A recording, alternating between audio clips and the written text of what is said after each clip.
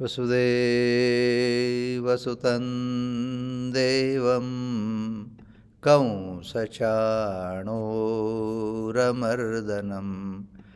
देवकी परमानन्दं कृष्णं वन्दे जगद्गुरुम् योगस्थः कुरु कर्माणि संगं त्यक्त्वा धनञ्जय योगस्थः कुरु कर्माणि संगं त्यक्त्वा धनञ्जय सिद्धयोः समो भूत्वा समत्वं योग उच्यते सिद्धयोः समो भूत्वा समत्वं योग उच्यते. All right, so in last 2 weeks we are trying to understand the word yoga with the different scriptures definition and how the scripture defines the word yoga. Okay? So in that, so far we have seen that 16 different scripture. And today, I think, that's the 17th if I am not mistaken. And that's definition of yoga according to Hatha Yoga Pradipika. The scripture name is Hatha, Hatha, Hatha, not Hatha, okay? Hatha Yoga Pradipika. Right, now let's see what Hatha Yoga Pradipika says. It's a classical text on Hatha Yoga.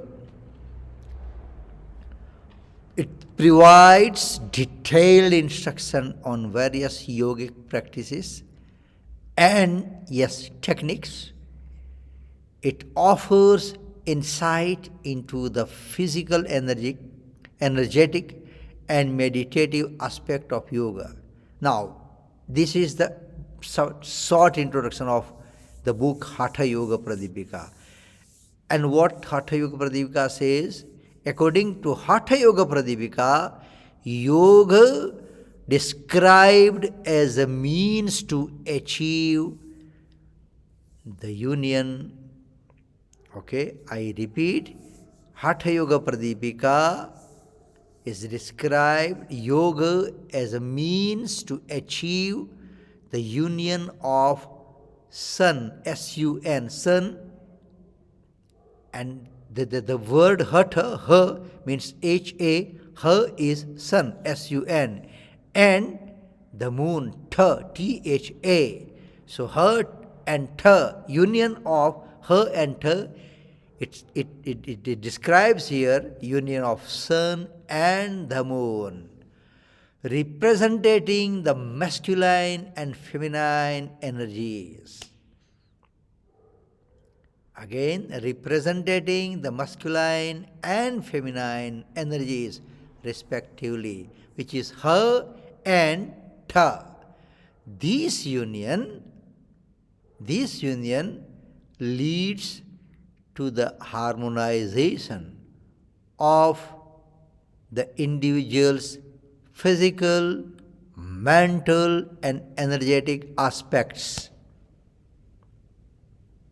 This union leads the harmonization of the individual's physical, mental, and energetic aspects. This book highlights the importance of purifying and balancing the body and mind through the various practices such as asana. Asana means physical postures. Pranayama, breath control. So asana, pranayam, asana is physical postures, pranayam is breath control, and the third is mudra. Mudra, M-U-D-R-A. Mudra means energetic gesture. And the fourth is bandha. Bandha. Bandha, B-A-N-D-H-A-S, bandhs. And bandha, it's defined here, I mean, there are, unfortunately, not exact translation, but bandh is translated here as energy locks. So, the four things, according to this Hatha Yoga Pradipika, okay? Purifying and balancing the body and mind through various practices such as asana, physical postures, pranayam, breath control, mudras, energetic gesture, and the bandhs, energy lock. These practices aim to awaken and direct the flow of vital energy.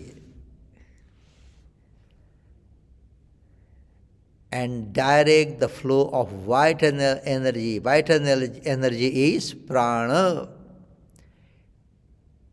Flow of vital energy within the body,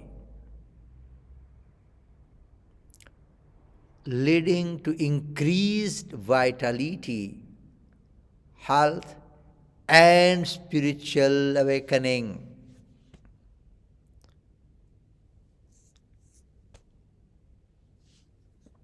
So what it does? Increase the vitality, health, and spiritual awakening. Now this author of this article, coming to the conclusion point, describing this different definition from different scripture.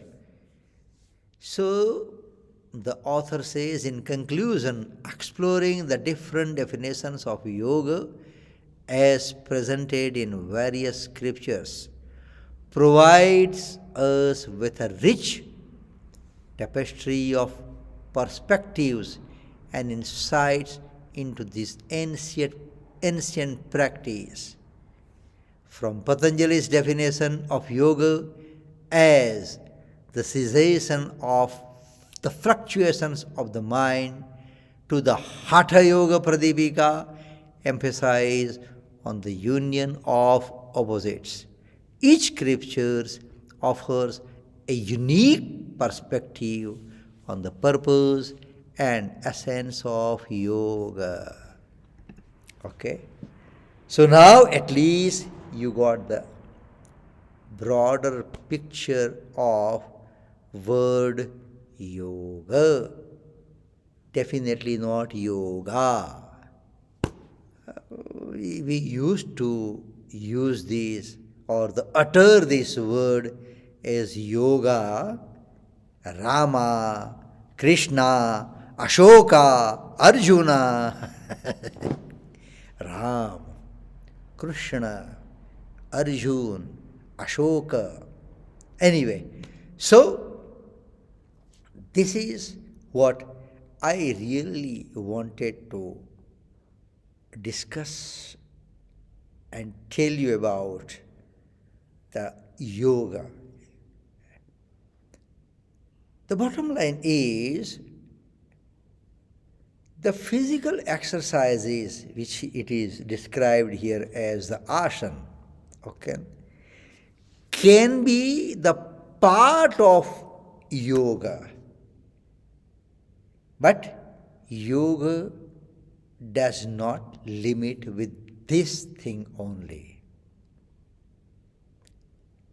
Whether we put in practice or not is a different story altogether. But at least we must know this. This is what yoga means. This is what the definition of yoga with different scriptures. And nothing I have shared with you with my grudges or set mind. This is all quoting the scripture, right from Patanjali Yoga Darshan or Yoga Vasishta or Mahabharata or Hata Pradipika or anything. So, this is the definition of yoga.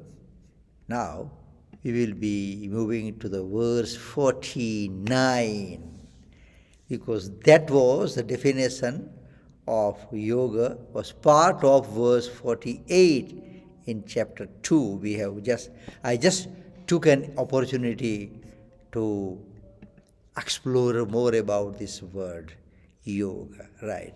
Now, in the next verse, which is 49, okay, Bhagavan Krishna explains the superiority of equanimity, which has been described from the 39th verse to 48th verse, to a motivated action with a selfish motive. Now, there should not be any selfish motive, right? And superiority of equanimity, Bhagavan is going to tell that now in the verse 49. Durena hyavaram karma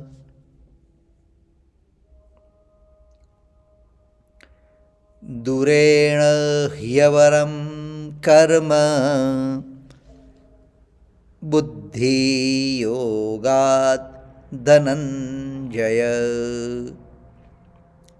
buddhi yogat dhananjaya buddhau sharana manvichha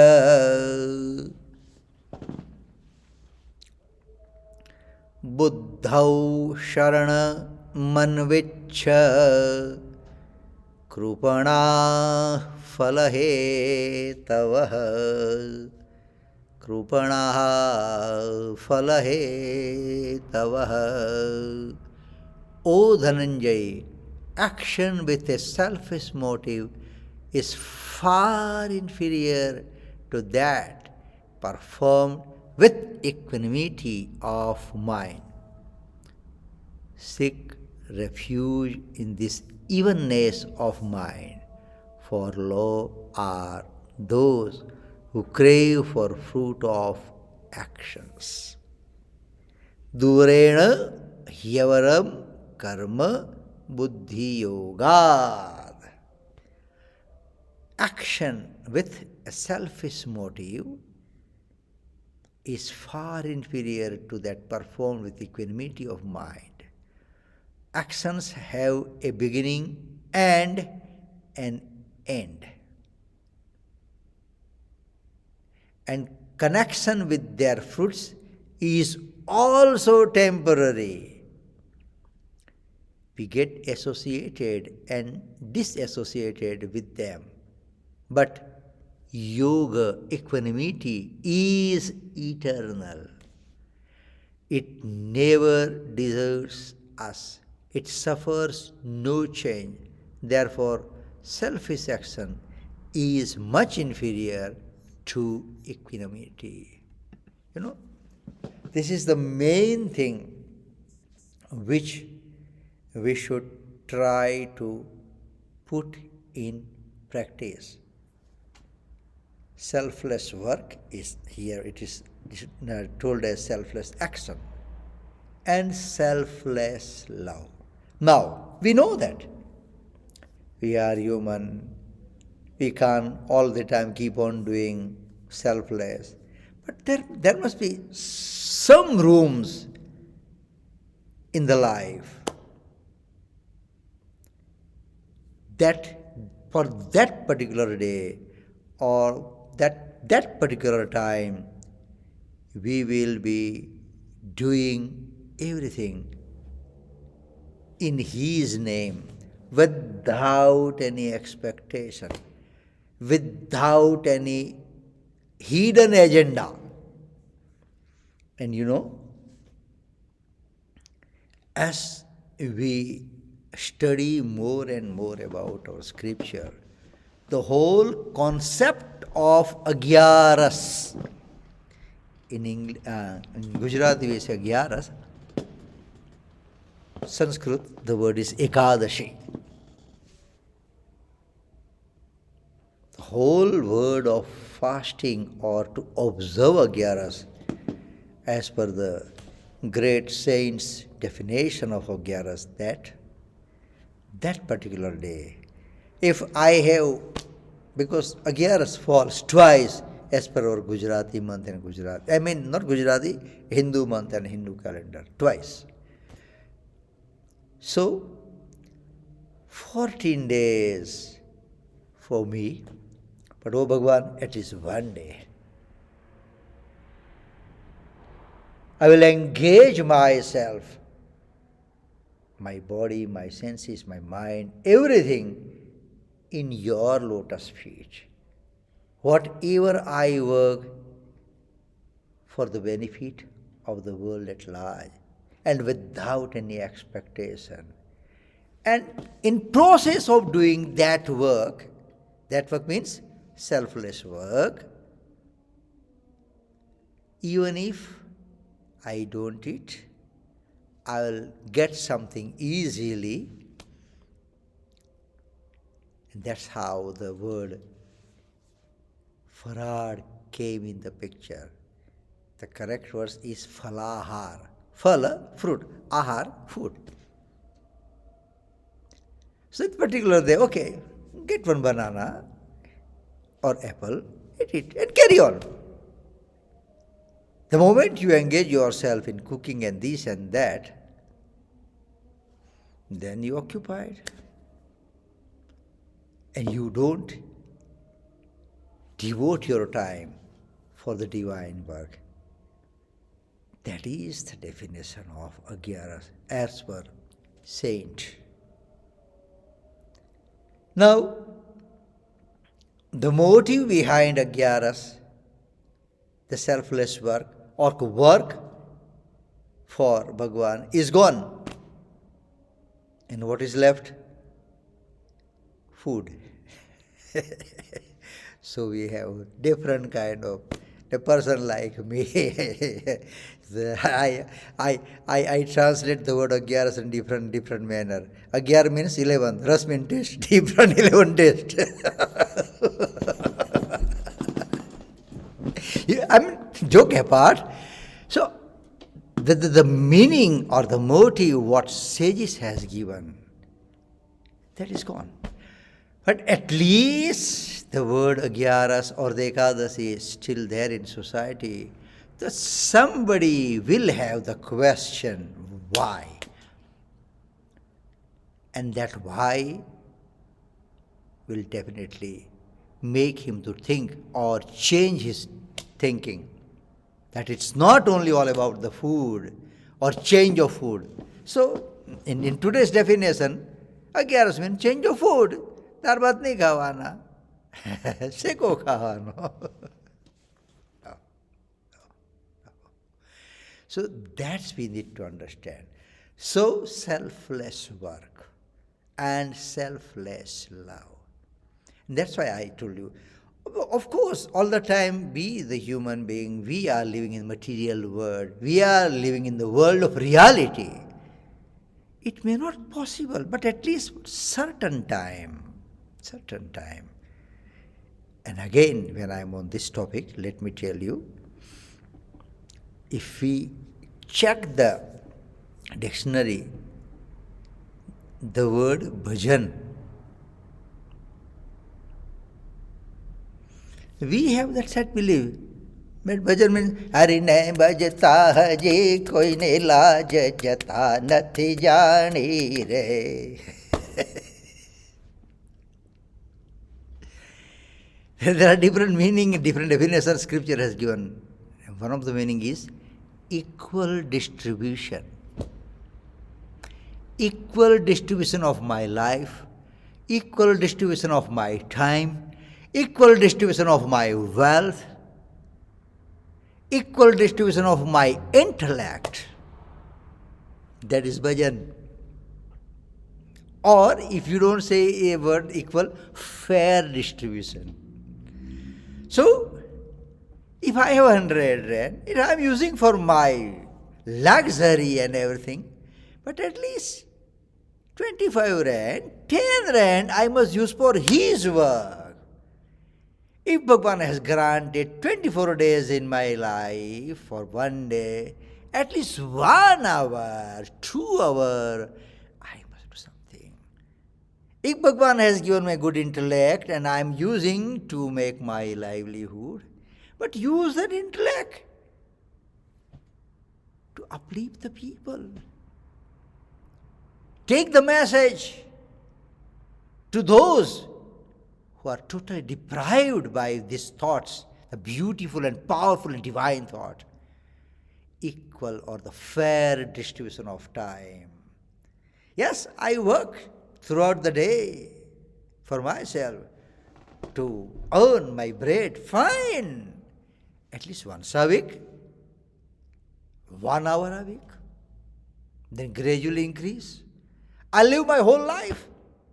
But now, after 50, after 60, gradually I am withdrawing myself and dedicating more and more and more time for the society. And that's not to earn the credit, but for Bhagwan Yoga. That is the definition of bhajan, equal or the fair distribution of wealth, of intellect, of time, of life. That is bhajan. But rest all the definition gone, like yoga. All definition gone. All the exercise. At least this bhajan or the word yoga is alive. So sometimes it will make us to think what exactly all about. What exactly all about the word yoga, or what exactly all about the word bhajan. So